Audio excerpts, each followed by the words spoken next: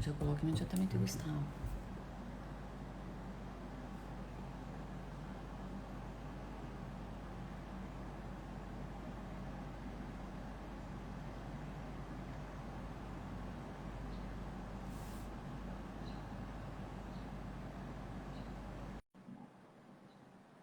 Dá um alô, então. Boa tarde, pessoal. Estamos aqui para mais um bate-papo. Estou só adicionando aqui o Gustavo, que vai ser o nosso mediador, vai fazer a apresentação minha e do meu querido amigo André Matarazzo, que hoje o bate-papo é com ele, sobre italianidade, sobre a história da Itália no Brasil. Ele é um grande ícone disso, né? E já vamos adicionar o André também. Esperando os nossos queridos seguidores aí que vão entrar.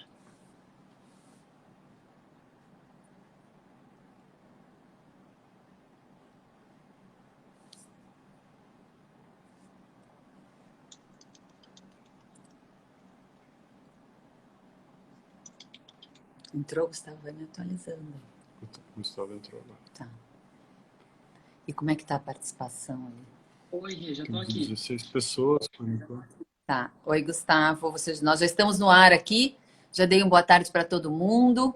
Já falei que você vai ser aí, né, o nosso mediador, até porque, como muitos sabem, eu tenho dificuldade aqui para ler, então o Gustavo vai nos ajudar também nos comentários e nas perguntas. E agora vamos adicionar o Andrea, né? Estaremos aqui acompanhando toda a conversa.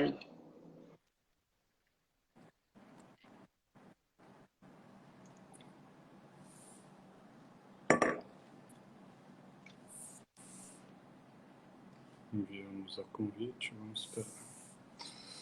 E agora já enviamos aqui o convite para o André, então estamos aguardando ele.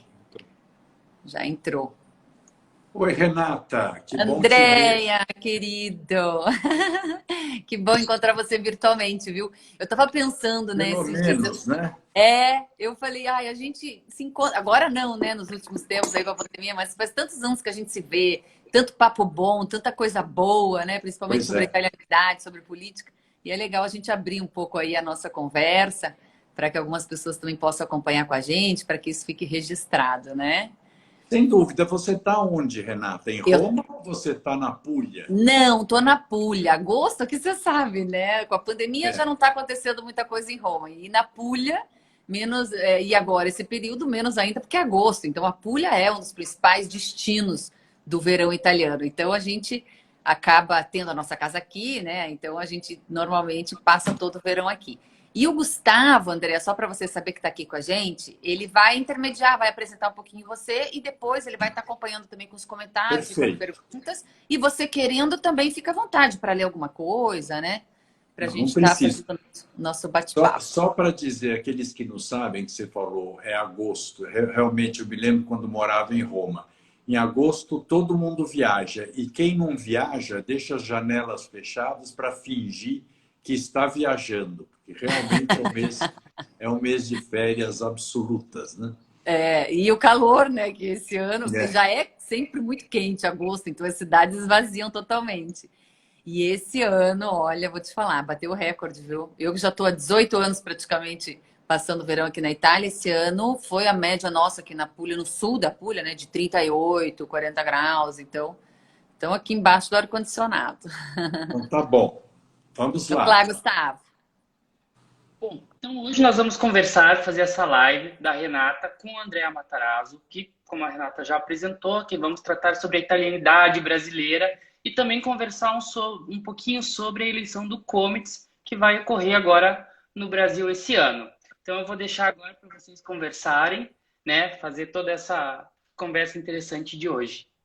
Tá bom. Você não tem nada para nenhum breve currículo, nada do André Bom, aí, do André, Gustavo? então, assim, além de empresário, né, ele é muito respeitado em todo o Brasil, é um grande representante da comunidade italiana em São Paulo.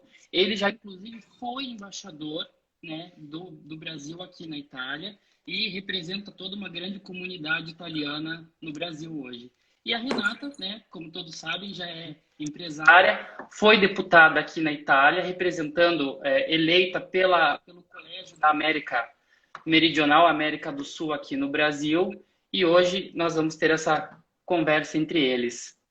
E o Gustavo está falando aqui, viu, Andréa? Porque ele é um grande colaborador nosso, advogado. Sim. Inclusive, é meu colaborador até no primeiro livro que a gente está publicando agora sobre a jurisdição supranacional. E ele também está aqui na Itália, fazendo mestrado na Universidade de Roma, ali onde eu terminei meu doutorado também. E ele que acompanha todo o nosso trabalho do Instituto de Cidadania Italiana. Ele que coordena, na verdade. Então, por isso que ele está dizendo aqui na Itália, que ele também está aqui. Nada mal, né? Nada mal. Andréa, mas, Renata, então... deixa eu falar um pouquinho. Vai lá. Eu queria justamente não te apresentar, porque você não precisa apresentação, mas a gente falar um pouco por que dessa live. Um é o período, como você disse, que em dezembro tem as eleições do Comites, que para quem é italiano, e principalmente para os italianos que vivem fora da Itália, é um assunto bastante importante. Mas eu acho que mais até do que isso, nesse momento que a gente tem visto do mundo, com tantas ondas migratórias de um lado para o outro, e tantos problemas acontecendo em vários lugares, o quanto é importante, por isso também a gente está falando, o quanto é importante essa coisa da representação dos estrangeiros ou daqueles que estão fora do país no país de origem. Foi o caso da Renata. A Renata já foi deputada. A Itália, isso até é importante a gente dizer, eu me lembro, o meu avô, meus tios todos, tinham sempre uma demanda e fizeram uma campanha grande, histórica, né, para que os italianos que tivessem migrado pudessem votar ou ser votados para o parlamento do seu país de origem. Tanto que, quando eu fui embaixador, um dos grandes amigos da minha família era o ministro delle Italiane all'estero, dos italianos do exterior, que era o Giulio Tremaglia, muito amigo dos meus avós, e etc., que foi um grande batalhador dessa ideia. E a Renata foi eleita representando a América do Sul, eleita pelo Paraná e por São Paulo, mas obviamente eleita por votos da Argentina, Paraguai, Uruguai, Venezuela, Peru, enfim, toda a América do Sul. E teve um papel muito importante que a gente vai pedir para a Renata contar sobre isso. E por que é tão importante isso, né, Renata? Eu tive o prazer de trabalhar no governo Fernando Henrique e ficar em governo por alguns anos. Né? Um ministro, inclusive, não foi, não? Fui ministro do Fernando Henrique, 25 anos. Não, e fui ministro e depois fui embaixador do governo Fernando Henrique na Itália. E isso foi muito interessante porque eu vi o quanto é importante, o quanto os governos podem fazer quando se relacionam bem ou quando têm boas informações sobre o país de origem dos imigrantes, o quanto eles podem fazer pelos imigrantes sem custo nenhum, facilitar a vida daqueles que moram fora. E o Brasil, a gente, para fazer assim uma lembrança rápida, né? O Brasil tem praticamente uma Itália inteira de descendentes de italianos aqui. São 50 milhões de descendentes de italianos no país como um todo. E São Paulo, não preciso nem dizer, a quantidade de italianos na cidade de São Paulo é gigantesca. Para você ter uma ideia, Renata, o meu bisavô chegou no Brasil em 1886, o Francesco Matarazzo. Pois é, eu queria que você contasse um pouquinho essa história, que eu acho que é a história da tua família, Andréa. Depois a gente volta, né, para a nossa história política, mas a italianidade em si, a família Matarazzo, é um dos grandes marcos, né, das famílias italianas no Brasil. E você é hoje o ícone disso. Então eu queria que você contasse um pouco essa história, que é uma história linda e que reflete a história de muitos de nós que somos os ítalo-descendentes no Brasil. Isso que eu ia falar, ela é um pouco, a história da minha família, um pouco a síntese da grande parte dos imigrantes que vieram para o Brasil. Eu sempre digo, e por isso fui tão bem recebido na Itália quando fui embaixador, foi o máximo, porque, no fundo, eu voltei para a Itália como a quarta geração de uma família que saiu pelas dificuldades da Itália, veio para o Brasil. 4 gerações depois, voltei representando o país que nos acolheu. É o máximo isso. Eu fiquei muito feliz, os italianos também. Mas então você teve, final do século XIX, que era no Brasil, fim do período escravista, fim da escravidão, 1888, com a Lei Áurea. Meu bisavô, Francisco Matarazzo, chegou aqui 2 anos antes. O Brasil ainda era um país de escravos, mas caminhava para o fim da escravidão. Portanto, o Brasil precisava de mão de obra para tocar a agricultura, que era o que funcionava aqui. Agora, vocês imaginem, né, o quanto foram heróicos todos esses caras. Porque quando a gente fala vir para o Brasil, hoje sempre imagina o avião, a internet, etc. No período que eles vieram para cá, primeiro, levava 2 meses de viagem. Segundo, eles vinham de navios, parte deles ainda a vela, não era vapor, todo mundo. O vapor começou a chegar no finalzinho do século XIX, início do século XX. Então, condições muito difíceis. Chegavam aqui, 12 mil quilômetros do país de origem. A língua eles não tinham noção, tanto que muitos desceram aqui achando que estavam chegando na Argentina ou no Uruguai. E ao contrário também, não tinham noção. O que tinha no Brasil? Mato, escravos, meia dúzia de portugueses. No fundo era isso. Então, meu bisavô chegou no Rio de Janeiro e lá teve um problema. Ele foi de uma das famílias que ainda tinham posses na Itália. Ele estava bem, ele estava fazendo faculdade, veio para cá porque um amigo dele que morava em Sorocaba, o Fernando Grandino, e era de Castelo Abate também. Vocês eram do sul, né? Enquanto grande parte dos italianos que vinham eram do norte, justamente pela grande pobreza da época. Do sul. Calábria, Nápoles e toda essa parte da Itália, principalmente São Paulo. Veio também, claro, minha avó materna era de Verona, por exemplo. Agora o sul do Brasil já estão muito mais vênetos, um pouco de trentinos também, mas muitos vênetos, como é o meu caso. Né? E tanto que em Nova Trento, acho que é Santa Catarina, né? Nova Trento, os italianos, quando eu era embaixador, vinham para cá para estudar o italiano original lá, que ainda fala-se o italiano original. Bom, mas enfim, ele chegou no Rio. Quando ele desembarcou a mercadoria, os secos e molhados que ele trouxe para comercializar aqui, afundou o barco. Perdeu tudo. Então, ele foi morar de favor na casa desse Grandino, em Sorocaba. Mas para te dizer quanto tinha de imigrantes, quando ele veio, chegou, ele começou em Sorocaba, 1886, 7. Já começou como comerciante, vendendo, comprando porcos a prazo, e ele fabricava a banha, e começou a vender banha. A banha era inteira importada nessa época, dos Estados Unidos, que vinha em barris. Ele começou a vender a banha em porções menores e começou a enlatar a banha. Isso teve um sucesso extraordinário. E ele foi evoluindo. Em 1900, ele inaugurou a primeira fábrica dele, de grande porte, em São Paulo, que era o Moinho Matarazzo, que está lá na rua Monsenhor Andrade, até hoje, uma construção deslumbrante. Mas ele tem uma carta dele dessa época, um relatório dizendo o seguinte, que ele estava mudando para São Paulo, 1900. Ele e o meu bisavô direto, o André. Em 1900, São Paulo tinha cerca de 110 mil habitantes, por aí.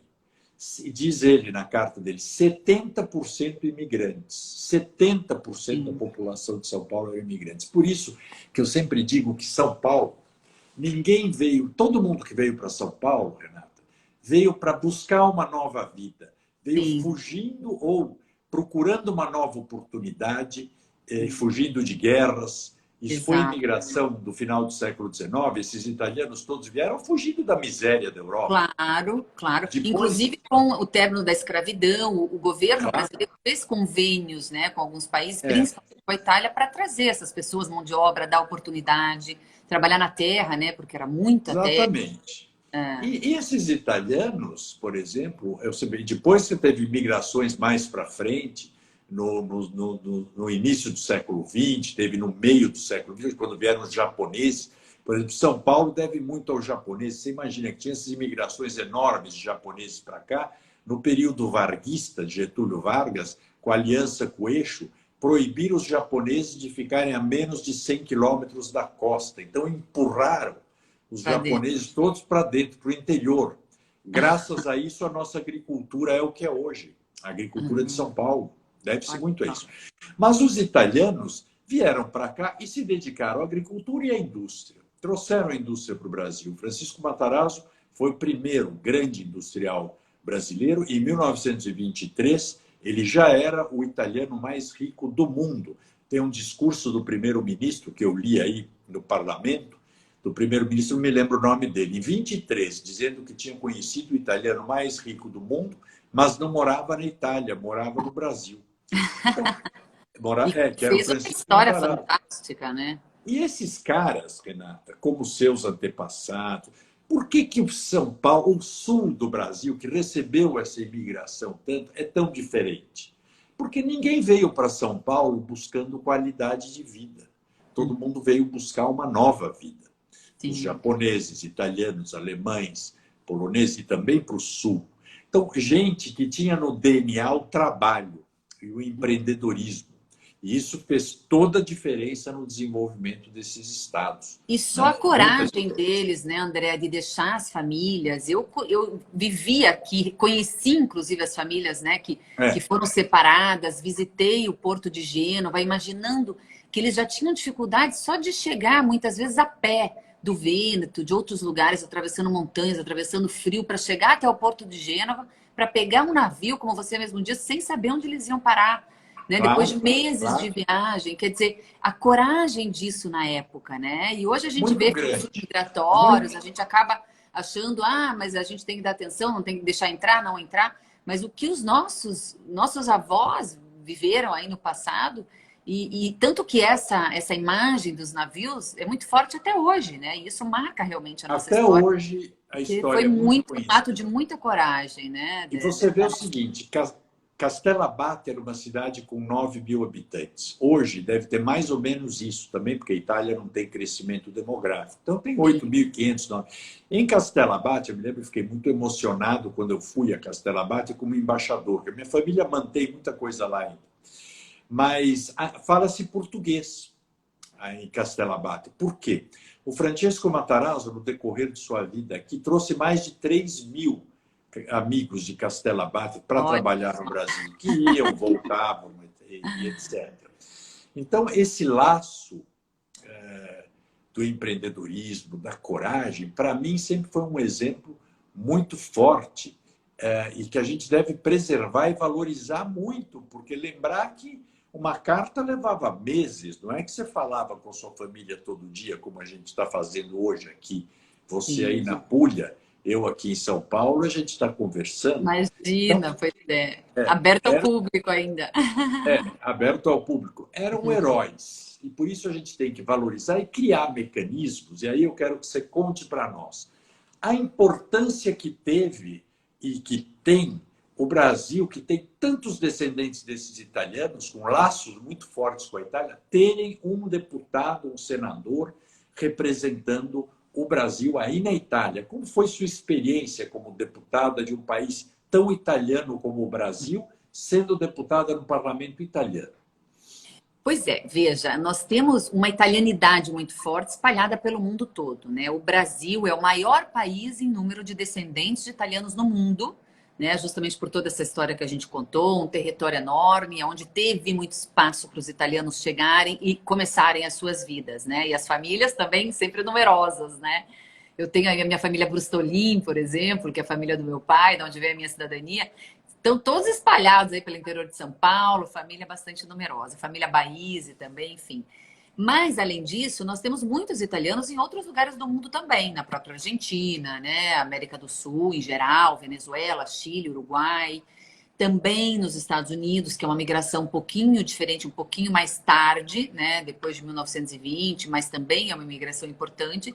E a Europa, a Austrália também, enfim, um pouco lá do asiático, mas a Europa, que é uma migração muito mais recente. Independente disso, o italiano por si só, ele sempre foi um povo muito unido, né? E por mais que eles deixavam as suas famílias e se deslocavam muitas vezes até em massa, como você disse, teu avô levava os amigos, levava a família, eles sempre criavam a comunidade local, né? Então, os italianos sempre, apesar de se entrosarem bem, eles sempre criavam a comunidade local e mantinham as suas tradições, né? O Brasil mesmo tem a língua oficial até hoje, que é o italiano falado no Rio Grande do Sul, e um pouco em Santa Catarina também, que é uma língua, é um dialeto misturado o italiano com um pouco do português.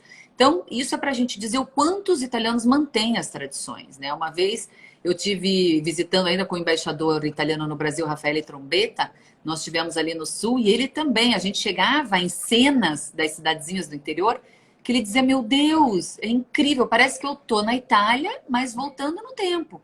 Nas cidades pequenas, os senhores com o garrafão de vinho em cima da mesa, jogando baralho. É uma tradição muito clara, muito nítida italiana, né? E isso, é claro, que acaba gerando também sempre uma forte emoção, um forte vínculo com a Itália mesmo. Então, para essas pessoas, claro, ter a Itália como país de origem é sempre um laço de amor muito forte, como é o nosso caso. Nós nascemos no Brasil, é um país maravilhoso, mas a gente gosta muito, né, da nossa história e da nossa origem, que é a Itália. Né? E principalmente quando a gente pode, né, participar dos dois países e curtir as coisas boas dos dois países. Né? Então, eu fiz uma live com a gremista italo-brasileira também esses dias, que ganhou as Olimpíadas aí pelo Brasil, ela é nascida na Itália. E eu falei para ela, o bom, né, de ser um pouco da Itália e um pouco do Brasil, que a gente sempre tem os melhores países do mundo para poder torcer, para poder curtir as coisas boas. Então, aproveita os dois. Exato. Então é um pouco isso. E essa italianidade espalhada no mundo, para a Itália também faz muito efeito, né? Porque levar o Made in Italy espalhado pelo mundo, como você mesmo disse, teu avô chegou aí, foi o primeiro criador de uma grande indústria no Brasil. A potência, a inteligência, né, a mão de obra, enfim, tudo isso acaba levando o nome da Itália muito forte para o mundo todo ao longo dos últimos tempos. A própria gastronomia, né? A gastronomia italiana é muito difusa hoje no mundo todo. Onde você quer ir, qualquer país do mundo, você vai ter sempre uma cozinha italiana te esperando lá. A própria cultura, enfim, né? A música, as grandes óperas, o teatro, o cinema. Então, assim, a Itália acaba sendo refletida no mundo através dos seus descendentes, né? E por isso criou na sua Constituição da República Italiana essa descendência de todos aqueles que nascem na Itália ou que são descendentes de sangue italiano, que é o ius sanguinis, como todo mundo conhece, é nato um cidadão italiano. Então, não é que ele pede depois a cidadania italiana se ele nasceu em outro país. Ele é nato cidadão italiano. Então, ele vai simplesmente fazer um processo de reconhecimento da sua cidadania se, quando ele nasceu, o seu pai não registrou ele no consulado, ou se ele tivesse, então, em um país fora da Itália. Mas todos nós somos abraçados pelo país Itália. E dessa forma, como você mesmo citou, o grande ministro Tremaglia foi aí o idealizador disso. Por muitos anos, né, defendeu os italianos no mundo, por muitos anos foi ministro e buscando sempre dar voz, dar espaço aos italianos no mundo, até então que eles conseguiram fazer essa eleição. E você sabe, até contando um pouquinho, abrindo um parênteses aqui, o meu pai era deputado federal já na época, antes de instalarem as eleições italianas no exterior, eles fizeram na Itália um grande encontro de todos os parlamentares do mundo que tivessem descendência italiana. E veio uma grande delegação do Brasil, eu acho que em torno de uns 30, 40 pelo menos do Brasil. Foi um encontro muito grande ainda na presidência do presidente Ciampi. E nessa ocasião eles se reuniram justamente para discutir essa hipótese de termos na Itália parlamentares eleitos para representar os italianos no exterior. E o meu pai, nessa ocasião, foi presidente dessa delegação do Brasil, sem imaginar que depois de alguns anos seria eu a primeira pessoa nascida no Brasil eleita para a Câmara dos Deputados aqui na Itália, né? Então, é um parênteses interessante, porque ele fez parte disso já como descendente. Mas você eleita deputada, como é a sensação de estar aí? Como você foi tratada pelos seus pares no Montecitorio, que é a nossa Câmara dos Deputados? Pois é, veja, a eleição instalada, eu sempre participei, sempre gostei da política italiana. Eu já era estudante aqui na época, eu já participava da política do Brasil, então eu já vim introduzida, né? E a minha eleição, na verdade, ela se deu... E eu me envolvi, na verdade, com a política italiana porque eu já gostava da política no Brasil. Eu já tinha um grande amor pela Itália, então eu já acompanhava a política italiana desde antes de iniciarem essas eleições, né? E eu já tinha, inclusive, tido mandato de vereador em Curitiba. Então, eu chego eleita em 2013 na Câmara dos Deputados na Itália, com uma certa experiência, tanto de conhecer, apesar de 33 anos, eu já tinha muito conhecimento sobre a política italiana, que eu já acompanhava há pelo menos 10 anos, inclusive como estudante na Itália, eu acompanhava todos os congressos. Você fez faculdade na Itália, né?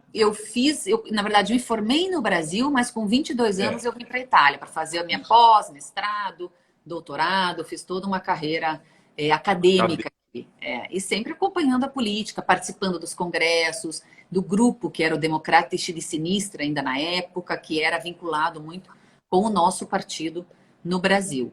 E chegando também com a experiência de vereadora, porque, querendo ou não, você também foi vereadora em São Paulo, você sabe disso, você estando em um parlamento municipal, e o Brasil, claro. o parlamento municipal, ele tem um processo legislativo autônomo, você acaba conhecendo muito de como é que funcionam as propostas de leis e tudo isso. Então, para mim, foi muito interessante, claro, né? Foi um grande sonho realizado chegar aqui em 2013, mas com um certo conhecimento, porque não é fácil você chegar em outro país, né? Mas por isso que eu digo, pode se candidatar nesses cargos, não pode cair de paraquedas, tanto para o parlamento aqui, quem é daqui, mas eu sempre falo, não adianta.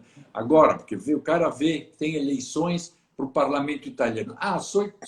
Vou pegar essa boquinha. Não é assim.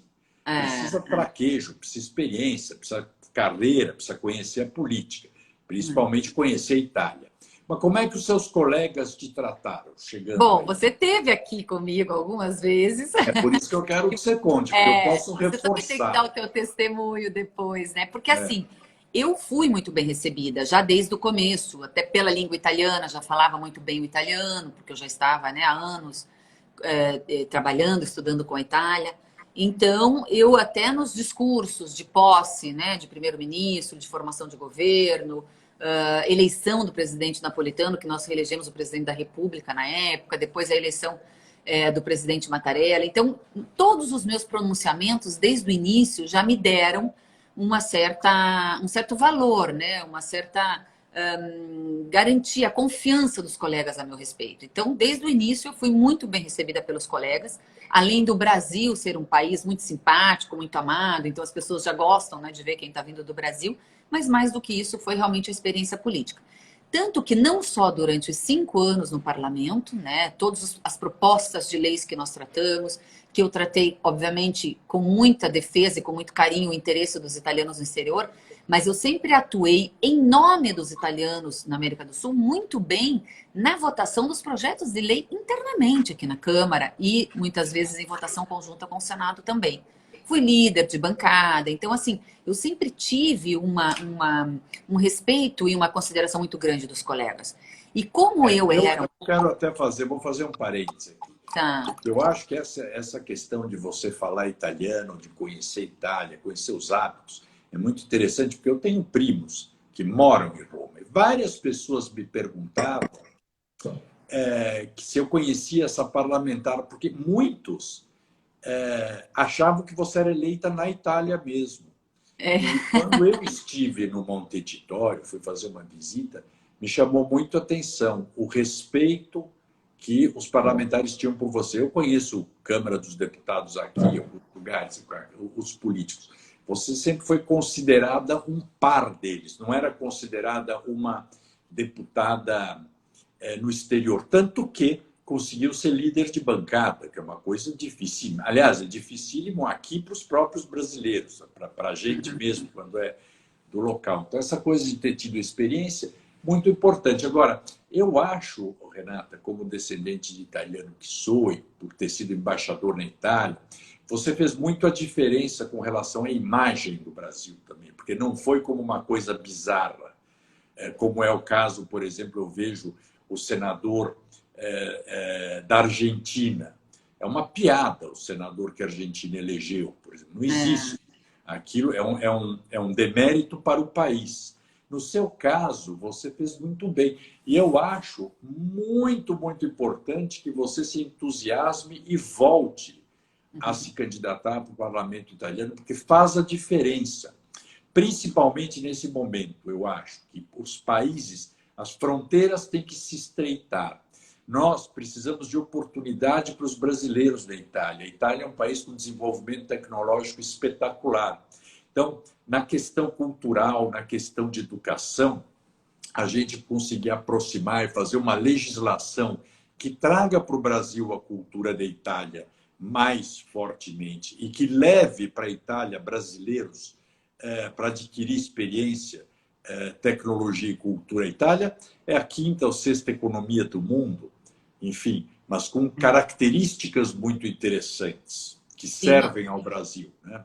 Nós sempre tentamos no mandato fazer esse tipo de intercâmbio, né? Então, inclusive com leis que a gente achava interessante no Brasil, nós tentamos transcrevê-las para a Itália, como é o próprio caso da Lei Rouanet, que veio agregar muito aqui na manutenção dos bens e dos patrimônios culturais, o próprio Coliseu, a Piazza de Espanha, vários patrimônios culturais foram financiados, as reformas, as reestruturações, com essa lei que nós conseguimos aprovar como artigo 1 do Decreto Cultura, que foi uma proposta minha, daí em conjunto com outros colegas, e outros projetos que a gente sempre tentou também levar da Itália para o Brasil. Ideias, né, que a gente pudesse, Claro. Intercâmbio no dia a dia mesmo, a gente, né, sempre em conjunto com os parlamentares brasileiros, com as autoridades também, embaixadas, consulados, sempre buscando esse intercâmbio. Eu acho que a gente teve aí um grande êxito nesse grande mandato, né? Também te falar que foi um mandato de 5 anos e espetacular, porque eu me lembro, quando eu era embaixador,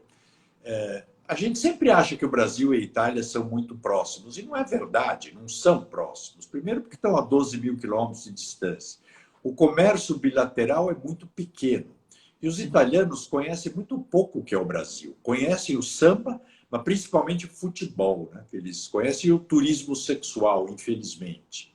Isso e o acontece. Brasil conhece da Itália a pizza, a tarantela, e eles têm uma vantagem sobre nós, que é a Ferrari na Fórmula 1, que transmite essa imagem da tecnologia e do desenvolvimento, da modernidade, vamos dizer, como isso vai para o mundo todo. E tanto um país como outro, eu me lembro que eu vi isso como embaixador e procurei mostrar, eles ficaram muito surpresos quando eles viram que o maior produtor de laranja do mundo e de sucos era o italiano que morava aqui, que era o Cutrale, o maior produtor de açúcar do mundo e uma das grandes empresas de energia é o Binho Ometo, neto de um imigrante italiano que era hortelão aqui no Brasil. E assim a indústria mecânica tal, né? Nós chegamos a fazer um grande congresso aí, o Tremaglia organizou, de Imprenditori Italiani all'estero. Aí eles viram a potência que a Itália tem fora da Itália, né? Então, fazer esse intercâmbio de você conseguir mostrar para os italianos, por exemplo, que quando você vai para o Nordeste, não é só as praias que são bonitas, porque praia por praia eles vão para o Caribe, que eles encontram os hotéis que eles estão acostumados. Nós precisamos mostrar que a nossa rede hoteleira é a mesma que eles estão acostumados, que tem aeroporto bom, que é desenvolvido, que o Brasil tem potencial, e não ficar só nos estereótipos. E esse papel você cumpriu muito também pelo padrão que você levou para o Congresso, quando conheceram o que era uma deputada brasileira, né? Esse intercâmbio comercial ainda é uma coisa que precisa ser muito bem desenvolvida, sabe? Porque o que acontece? O Brasil ainda não dá uma certa garantia de investimento, uma segurança jurídica, né, para os investidores. E com a Itália, falta acordos, faltam situações que acabam colaborando por isso. Infelizmente, no início do meu mandato, isso é um ponto importante, André,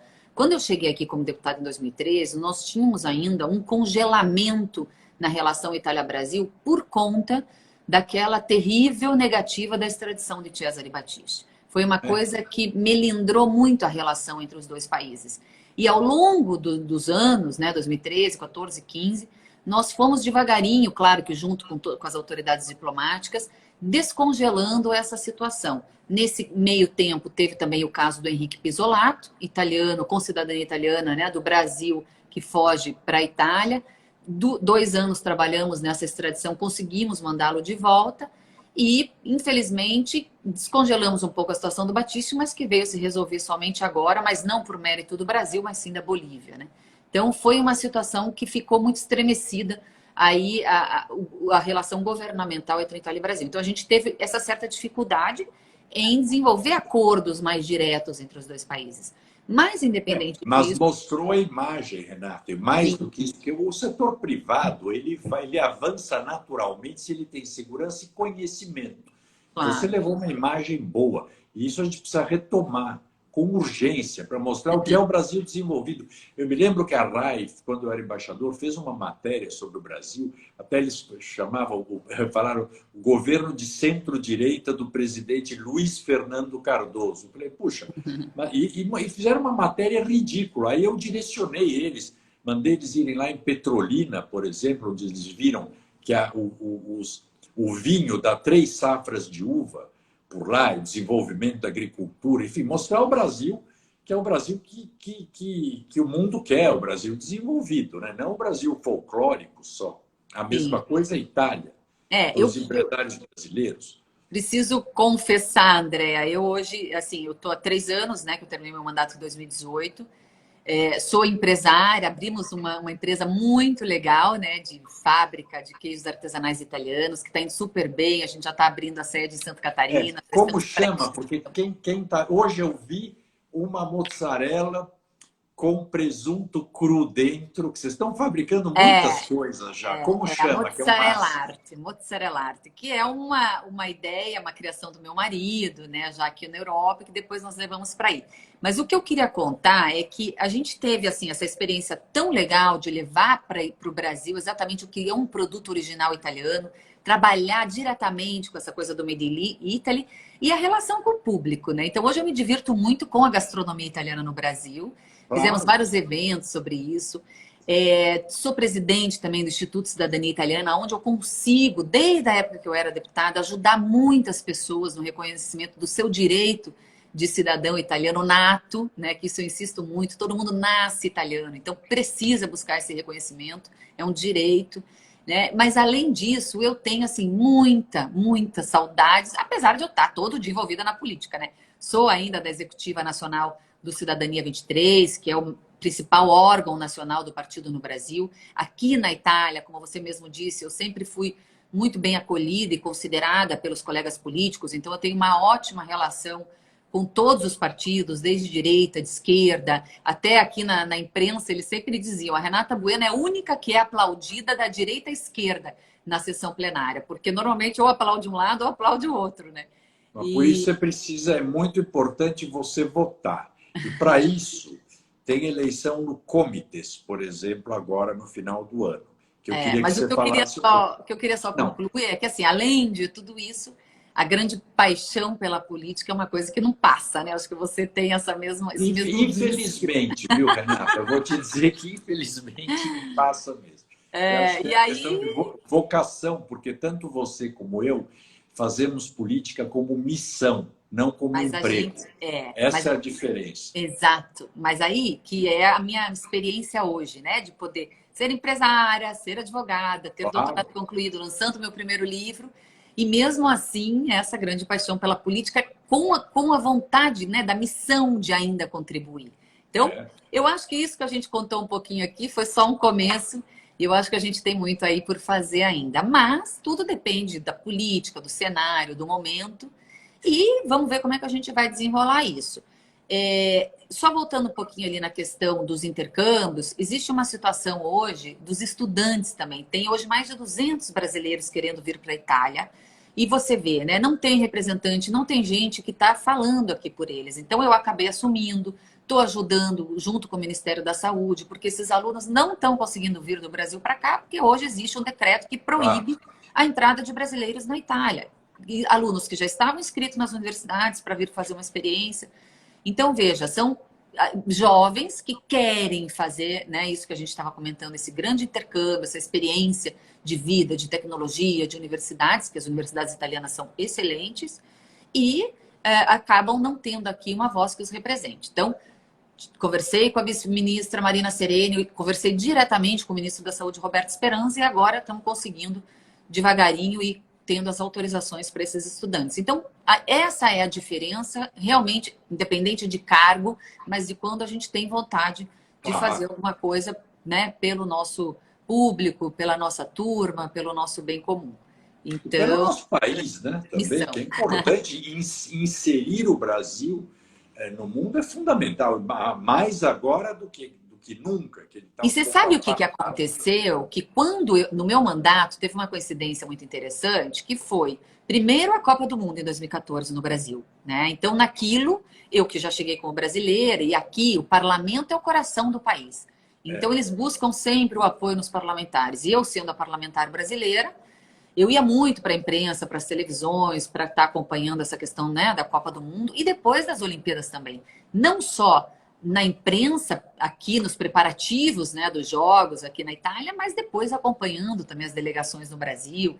E isso também acabei trazendo forte o nome do Brasil. Até hoje, né, sou uma referência, a imprensa me procura aqui quando tem alguma coisa com o Brasil. Você Então, sabe são que marcos que a gente cria, É. né? Você mesmo Isso- comentou comigo esses dias que você conversou com alguma pessoa aí que disse isso, né? Renata, realmente. faz a diferença. Eu, quando era embaixador, também, eu acho que por isso, teve Copa do Mundo, aliás, que nós ganhamos quando eu estava aí. Mas o que fazia esse muito- comentário eu não posso fazer, porque É. dessa vez foi feio para o Brasil. O Hein? que fazia muito a diferença, Renata? Que justamente, primeiro, eu era o embaixador mais moço que o normal, porque os brasileiros que vão para a Itália normalmente quase um prêmio de carreira, tal. São muito mais velhos. Depois, Que eu idade falava. você tinha? Não, eu tinha 40 e poucos anos, Pois é, 43 olha só. anos. E falava italiano, falava a língua, e tinha família na Itália, e conhecia muito o Ciampi, que tinha jantado na minha casa aqui no Brasil. Quando veio no Brasil, eu era ministro do Fernando Henrique. Então, isso faz muito a diferença. E para os brasileiros que estão aí, ninguém tem ideia o quanto é importante ter uma voz local para ajudar a resolver problemas, desde o passaporte, que às vezes o cara perde, até na faculdade que não querem fazer a matrícula, e o cara já está aí, etc. Isso é muito importante. Renata, nós vamos ter que fazer várias lives Para poder contar tudo. porque tem muitas coisas interessantes acontecendo, né? E contar dos nossos sonhos também, né? É. Enfim, tem muita coisa boa. Tem muita gente boa também nesse mundo, né, André? A gente tem grandes parceiros aí, São Paulo, enfim, no Brasil todo, que a gente Claro. sempre tem ideia sobre a Itália Brasil, né? A própria, enfim, a Helena Montanarini, Messina em São Paulo, muita gente mesmo, Paraná, então nem se fale. Então, por exemplo, falarmos sobre essa possibilidade. Hoje o Dante Alighieri tem convênio importante com universidades italianas, que os alunos de lá podem ir direto para as faculdades daí. Tem muitas coisas e que nós temos que trazer também da Itália para o Brasil, nessa reconstrução que nós vamos ter que fazer dos países pós-Covid, né? Legal. Isso é um fato. Agora, eu não sei como você organizou a live, se tem jeito, nós temos que responder perguntas de alguém. Já vou abrir. Vamos ver se o Gustavo passa para a gente algum comentário, alguma pergunta. Deixa eu só deixar uma brechinha, então, aqui sobre essa questão da eleição dos comitês, né? Para quem não conhece, o comitês é um conselho regional da comunidade italiana. Regional por quê? Cada região consular elege um conselho que representa diretamente a comunidade italiana. Então, por exemplo, Rio Grande do Sul, que é um consulado, tem um comitês. Paraná e Santa Catarina, que é outro consulado, é outro comitês. São Paulo, a mesma coisa, que engloba outros estados. Brasília, Recife, Minas, Rio. E agora, nesse semestre, vai ter, então, essa eleição dos comitês. Eu gostaria de chamar a atenção, não tanto para as listas e para os candidatos, que isso vai ser apresentado um pouquinho mais para frente. Mas eu queria chamar a atenção, como a gente gosta de política, a gente sempre aconselha muito aos cidadãos que exerçam a sua cidadania e o seu direito de voto, né, de ser representado. Mesmo que é um conselho local, é importante ser representado. E agora, já estão abertas as inscrições para o voto. Por quê? Não é como numa eleição normal de parlamentar ou num referendo que a Itália faz, que quem é cidadão italiano no Brasil vai receber a cédula em casa automaticamente. Dessa vez, quem tem interesse para votar precisa se inscrever e depois a Bia e o nosso pessoal deixa o link certinho, passo a passo de como é que pode se inscrever, mas já estão abertas as inscrições para o cidadão italiano que queira participar com o voto na eleição desse conselho regional da sua região consular, ele vai ter que se inscrever até, se eu não me engano, dia 3 de outubro ou 3 de novembro, uma coisa assim, Isso. que depois o consulado manda a cédula. Mas comecem a participar logo, para não perder a chance. Eu porque sempre muito digo, bom. tem que participar para legitimar o direito de reclamar. Senão, depois não pode reclamar. Ah, mas E a é cidadania verdade. italiana, que a gente acaba Claro. exercendo pouco, muitas vezes, estando no Claro. Brasil, né? Bom, mas Vamos lá, Gustavo, alguma notícia aí? Então, eu vou só então reforçar com o pessoal a importância de vocês participarem, né? Todo mundo que é cidadão italiano, que tenha o seu AI. Gustavo, tá ruim teu áudio, tá? Dá uma Tá ruim? soltada, Deixa- não sei se você tá com o microfone. Melhorou. Agora? Estão me ouvindo Melhor. bem? Bem, Sim. perfeito. Então, só para reforçar, né, gente, a importância de participar dessas eleições para o Comites, a importância que o Comites tem para a comunidade italiana. Então, não são todos que estão já, eu estou inscrito no AIRE, eu já sou automaticamente, posso participar da eleição? Não. É importante que todos aqueles que tenham intenção, né, que venham a participar das eleições, se inscrevam como eleitores para poder votar. Como que você pode fazer isso? Como a Renata falou, a gente vai deixar depois na descrição do vídeo o linkzinho do site do FastIT, que é onde todos aqueles que já têm o seu AIRE devidamente cadastrado, registrado no consulado, vão lá, vão acessar e vão escolher vão se inscrever na lista de eleitores. O prazo para isso termina 3 de novembro. Já estão abertas as inscrições. Então, até 3 de novembro, vocês podem se inscrever. Todos aqueles que forem devidamente inscritos, a partir desta data, vão receber em casa as cédulas de votações para poder votar e participar das eleições do Comites. Tá. Ótimo. E temos comentários aí, alguma pergunta? Muita gente, muitos comentários, muita gente parabenizando pela live de hoje, muito interessante. Eu, pessoalmente, adorei poder participar e acompanhar vocês, a história da família do Zé. Mas dá uma lida Cláudio, em alguns E a principais. importância que foi a Andréia, boa tarde a todos, parabéns pela iniciativa. A Vera escreveu: nós brasileiros temos muito orgulho dessa história e devemos muito aos italianos que aqui chegaram. O Lucas escreveu que o bisavô dele era da Toscana, de Montevecchio, e era formado em medicina em Parma, chegou em São Paulo e veio para Minas. Então, todo mundo aí com as suas histórias de família, contando um pouco. A Thaís Matarazzo, boa tarde a todos, excelente live. Meu trisavô, Alfonso Matarazzo, veio para o Brasil em 1891, por convite de Francesco Matarazzo. Mas olha ficou aí, ó. pouco tempo André aqui, retornou à Itália. E daí ela continuou. No pós-segunda guerra vieram os nonos, tios, primos e uma grande quantidade de imigrantes da região de Castellabate. O Lucas também, o Luiz Lucas, o que a família Matarazzo construiu na América do Sul é inacreditável. Olha só, hein, que honra. Para a parte política aqui, a Paula Andri. Verdade, hoje não temos representação nenhuma na Itália, uma vergonha. A Andréa, concordo, Renata, precisa voltar. Sempre realizou um belíssimo trabalho no parlamento italiano. Obrigada. O Roberto, nos últimos 5 anos, o número de emissão de cidadania italiana aumentou muito. Creio que somos um grupo grande e precisamos aprender a exercer o nosso direito de voto. Boa. A Andréia também, parabéns, importantíssima a política como missão de vida, propósito. Obrigada pela oportunidade em ouvi-los. Muito bom, muito bom. E perguntas, Gustavo? Perguntas? Não tivemos perguntas. Tá, então só elogios. Tá bom demais, né, André? Eu queria comentar, antes da gente terminar, 2 coisas.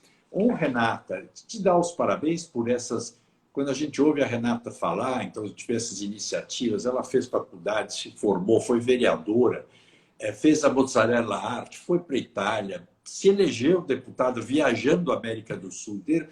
E agora eu vi outro dia um post seu, Renata, muito bacana, sobre o trabalho com pessoas com deficiência.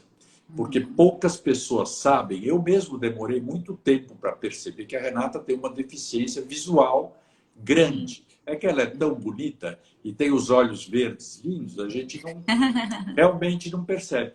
Mas a Renata ainda teve esta coisa para superar, que é uma deficiência visual grave que ela tem e que realmente, pela sensibilidade dela, garra, coragem, ela ultrapassou isso. Nunca eu vi a Renata comentando isso, e por isso que eu nunca nem falei. Falei agora, porque eu vi o post que você fez, e de fato é muito importante a gente trabalhar nessas causas, porque são pequenas coisas que fazem totalmente a diferença nesse sentido. Eu me lembro quando eu fui secretário aqui, a Mara Gabrilli era vereadora, o quanto ela me ensinou dessas coisas, e que realmente muitas vezes nem é preconceito, e sim desconhecimento que a gente não faz. Isso, queria te dar esse parabéns.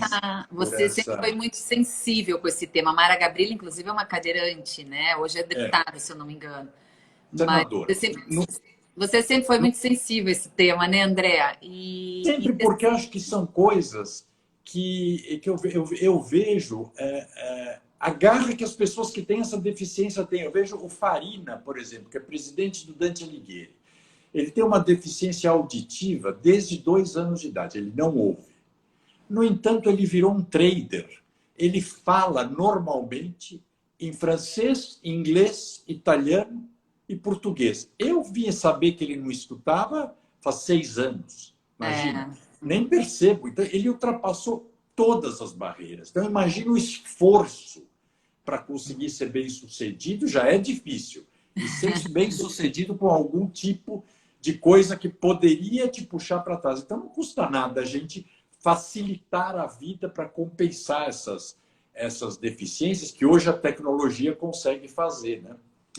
Mas então, obrigada por tocar nesse assunto, viu, André? Porque realmente eu nunca usei disso, porque na verdade eu nunca quis ser oportunista, sabe? Ficar usando da fragilidade para se fazer de vítima, alguma coisa nesse sentido. Pelo contrário, eu sempre tive na minha cabeça de que eu tinha que me dedicar, me preparar, estudar muito mais para justamente suprir essa falta de previsão, né? Então, eu sempre fui muito determinada mesmo. Mas, Renata, muito bacana, porque nunca você falou nisso, porque eu nunca toquei nesse assunto com você de público, porque eu nunca tinha visto, mas eu vi que agora você também entrou nessa causa e é importante, é fundamental. Eu me lembro que eu falei uma vez para a Mara, eu falei muitas vezes, eu estou vendo, uma vez que até ela, negócio de calçada, nós tivemos uma briga, eu falei, Mara, eu vou te dizer, não é preconceito, é total desconhecimento. Eu nunca imaginei determinadas coisas, né? E na Itália eles são mais atentos a esses temas sociais, sabe? Então, todos os aqui países que passaram guerras, porque tiveram acessibilidade, né? O Brasil não teve guerra, não sabe lidar com pessoas com deficiência. Te pergunto, qual é a diferença de você fazer uma calçada com o rebaixamento da guia para uma cadeira? Nenhum, até custa mais barato. Sim. Ao mesmo tempo, o que custa pôr um sinal sonoro num semáforo? Nada, é um apito. E isso faz toda a diferença para quem precisa educar o motorista, né? Obviamente. Para o motorista não passar em sinal fechado, porque pode ter cegos atravessando. Enfim. E a grande revelação desse meu problema de vista foi quando me procurou, em 2016, uma produtora de cinemas de Portugal. Eu não sei se você sabe disso, que eles fizeram um documentário sobre a minha vida, justamente por isso. Que eles queriam contar uma história de uma mulher política, e aí se interessaram muito, né, saindo do Brasil, ser deputada na Itália, e quando eles descobriram da minha deficiência, então eles quiseram fazer um documentário exclusivo sobre a minha história. Ficaram meses aqui acompanhando toda a minha vida. Como chama o documentário? Viewpoint of Renata Bueno. Só que esse filme ainda está nos festivais, então ele ainda não é comerciável, entende? Ele está ainda participando dos festivais de cinema, já participou, inclusive, de alguns festivais importantes, um de Londres, inclusive. E é eles que cuidam lá, né? Mas é interessante porque conta realmente... Está acabando o nosso tempo. Eu queria te dizer, eu estou sempre para te apresentar para outro brasileiro maravilhoso que não enxergava e voltou a enxergar, que é o Marcelo Bratti. Fez toda a carreira brilhante de concertista, internacional inclusive, e voltou a enxergar faz 8, 9 anos, com uma cirurgia nova que surgiu, que o caso dele resolveu. Então, é muito impressionante essas histórias de superação. E outro comentário que eu ia fazer sobre a Thaís Matarazzo, que é uma prima que eu conheci há muito pouco tempo. Ela tem uma editora vocacionada e ela faz... Porque a família, parentes, a família Matarazzo é muito grande, né, André? Muito grande. Muito grande. É uma só, mas é muito grande. E a Thaís ela dedica a vida dela a levar cultura para a periferia de São Paulo. Um trabalho maravilhoso. Leva saraus de poetas, ela publica livros a custos irrisórios, publica livros e faz pela internet para baixar gratuitamente. Um trabalho sensacional da editora Matarazzo, que tem o nome dela. A Thaís Matarazzo, @Thaís Matarazzo, quem for ver. Eu sempre nunca vi alguém se dedicar tanto. E não é que ela assim é bilionária, que está nadando em ouro. Muito pelo contrário, ela dá muito duro para fazer as coisas. Mas, Renata, vamos voltar a fazer essas lives. Vamos. Queria muito que você marcasse outra.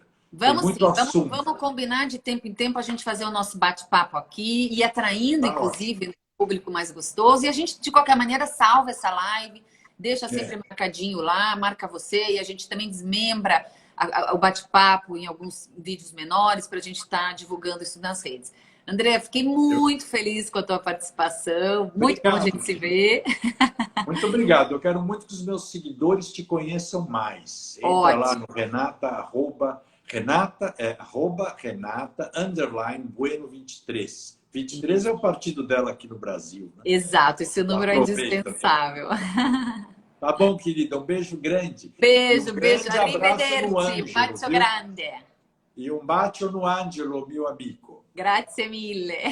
Tchau, tchau. Tchau, obrigada a todos aí, gente. Um abraço a vocês. Obrigada, Gustavo, a todos que nos acompanharam. Gustavo, obrigado, abraço. Eu agradeço. Boa tarde. Tchau, tchau. Tchau, tchau.